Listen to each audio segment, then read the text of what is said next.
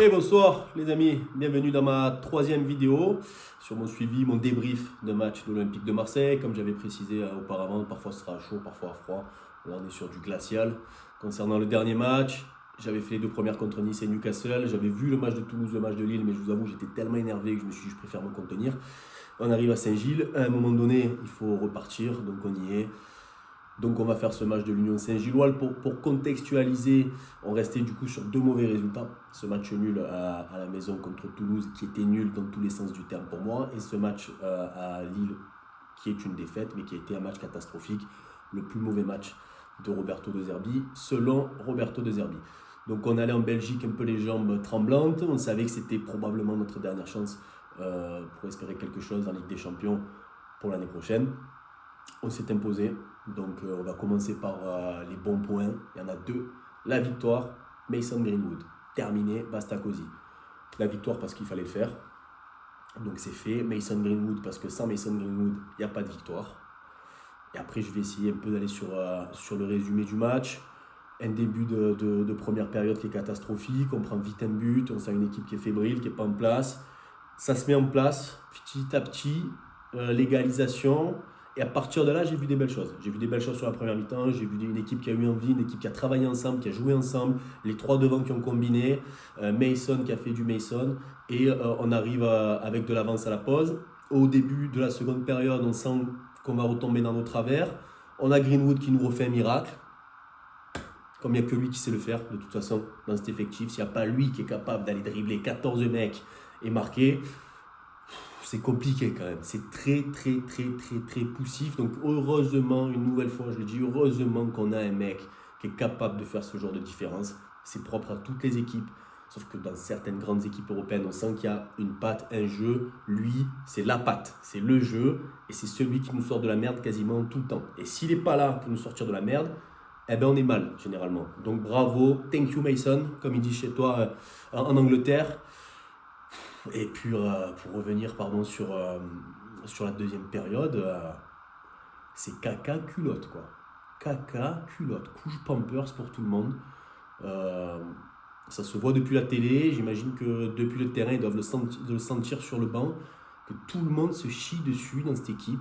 Il n'y a pas de leader. Moi, j'aimerais qu'on m'explique comment c'est possible de recruter des mecs qui ont des CV comme ça. Il y a zéro leader sur le terrain. À part peut-être Naïef Aguerd que j'ai trouvé dans l'attitude, dans la manière de parler aux joueurs, d'aller voir les arbitres, d'essayer de communiquer et puis de renvoyer. On a tout le monde qui se chie dessus, même des mecs qui sont excellents depuis un an et demi comme Geronimo Rulli. Je ne sais pas ce qui se passe, il part à l'aventure, alors sur les buts il est à la cueillette aux champignons, je ne sais pas où il est, vous prenez comme vous voulez, il est catastrophique, je l'adore, c'est un de mes gardiens préférés, c'est une horreur, la parade qu'il fait à la fin, enfin, c'est quand même lui qui fait le mauvais placement encore une fois, c'est nul, il veut faire plus que ce qu'il est censé faire, on sent une défense qui pour moi est trop friable, de toute façon, à l'image de ce coach qui n'a toujours pas trouvé de système, on n'a pas trouvé de défense, on n'a pas trouvé de milieu. Donc c'est très compliqué. Il n'y a pas vraiment de cohérence dans la structure de l'équipe. On sent des joueurs contaminés par la peur qui se transpire, on va dire, sur le banc. Donc c'est pour ça que je retiens que la victoire. J'ai pas envie de trop épiloguer, de trop parler de ce match-là. J'ai plutôt envie de me projeter parce que je retiens rien de cette rencontre, honnêtement. Il y a les points positifs, il y a Timothy Weah. On a senti qu'il y avait un OM avant et sans Timothy Weah sur ce match-là, comme il y a un OM avant et sans Timothy Weah lors des dernières rencontres. C'est le joueur qui te donne de l'impact, c'est le joueur qui te donne de la percussion, c'est le joueur qui te crée le surnombre, c'est le joueur qui va permettre d'aller déverrouiller des espaces et permettre à Greenwood de rentrer. C'est trop peu, voilà. Quand tu as un tel effectif, quand tu as un tel budget, le 17e budget des clubs engagés en Ligue des Champions, donc sur quoi on est 36 je crois, on est le 17e budget, on est quand même dans la première partie et on fait ça. Voilà, je vois des équipes en Europe qui jouent mieux que nous, qui ont une meilleure identité, une meilleure patte, et donc c'est pour ça que je m'interroge énormément sur l'apport de cet entraîneur aussi bien bénéfique que néfaste sur cet effectif, parce que le bénéfique finalement est vachement réduit à un sauvetage de Rouli, un miracle de Greenwood, des bonnes stats parfois d'Aubameyang, mais qui sur le match de l'Union Saint-Gilloise, il jouait 6, 8, arrière gauche, machin. Donc le mec, après, pour repartir, il a 43 ans et demi, il démarre pas, c'est normal. Et sur l'influence néfaste de l'entraîneur, parce que on se chie dessus, quoi. Il faut dire ce qui est, il va falloir poser les bonnes questions. Comment ça se fait que la peur se fasse ressentir de cette façon-là et qu'aucun joueur ne soit capable d'aller prendre la mesure de certaines rencontres en Ligue des Champions, mais aussi en championnat, parce que je vais revenir sur les 2 vidéos que je n'ai pas fait sur Lille et Toulouse. Pourquoi on n'est pas capable à un moment donné d'aller verrouiller les matchs quand il faut, on est capable de prendre les matchs comme il faut et qu'on s'écroule et qu'on se chie dessus. Sur le match de l'Union Saint-Gilloise, 2 fois on passe à côté de l'égalisation 3 partout. Ça se joue à une circoncision ratée, ou si le mec faisait du 42 au lieu de faire du 44, il y a but. Il y a but. Je veux dire, ça se joue à ça. Et honnêtement, il y a au moins un des 2 hors-jeu. Si on le siffle contre un joueur de l'OM, je crois que je pète un câble. Je crois que je casse tout, franchement. Donc on peut s'estimer heureux. On n'est pas toujours avantagé par l'arbitrage, par la VAR. Est-ce qu'on a été vraiment avantagé là? Officiellement, non. Mais je pense que si on l'avait fait à l'envers, je l'aurais ici. Donc il faut quand même aussi être honnête avec ça. Et que surtout, par 2 fois, cette équipe a réussi à faire un retour de 2 buts. Parce qu'il y avait 3-1. Donc, qu'on se mette la tremblote comme ça, je pense que c'est un vrai problème et qu'il va falloir en parler. Est-ce que cette équipe est prête à gagner? Est-ce que cette équipe est conditionnée psychologiquement à gagner? Moi, la réponse pour moi, c'est non. Voilà, tu as des joueurs dans le vestiaire qui ont gagné des titres et des beaux titres, mais tu as un entraîneur et un staff qui n'a jamais rien gagné. Et je pense que ça se ressent. Voilà, je pense que ça se ressent. Je ne vais pas trop en faire sur 2 Herbie parce que j'ai prévu une longue vidéo qui lui sera entièrement consacrée sur les stats, sur les oppositions directes, sur ses conférences de presse. Donc je suis en train de me refaire les conférences de presse de la saison dernière, etc. pour vous montrer à quel point ce mec pour moi est une escroquerie. Mais c'est pour ça que j'ai pas envie de trop en tomber là. Mais par rapport à ce match-là, on sent quand même qu'il y a une fièvre, une grippe dans cette équipe et qu'on n'arrive pas à trouver le remède. Donc pour moi, ça me pose un problème. On a encore pris des buts en fin de match, on refusait cette fois-ci, mais on prend encore des buts en fin de match.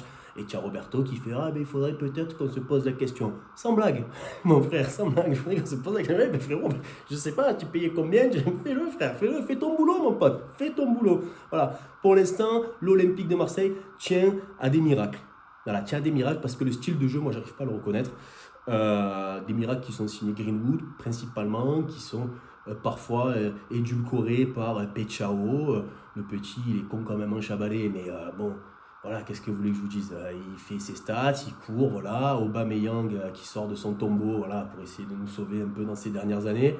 Donc voilà, c'est satisfaisant sur un bilan comptable. Sur tout le reste, quand on aime le football et qu'on regarde le football, on ne peut pas se satisfaire de ce qu'on voit de cet OM-là et de cet entraîneur-là au bout de 18 mois. Voilà, vous pouvez me le dire dans tous les sens que vous voulez, on ne peut pas être content et se dire « Ah, c'est bien ce qu'on voit ». Non, c'est pas bien. Dans quelques jours, on a Monaco. Ben, je ne sais même pas à quoi m'attendre. On va encore me dire « Ah, au Vélodrome, les équipes, elles blindent, alors machin ». Monaco, c'est catastrophique comme équipe. Nul, mais vraiment nul. Mais bon, ils sont capables de nous faire trembler. Mika Biret, leur attaquant, il n'a pas marqué un but de l'année. Il est capable de nous mettre un doublé au Vélodrome. Je ne sais même pas à quoi m'attendre de ce match contre l'AS Monaco.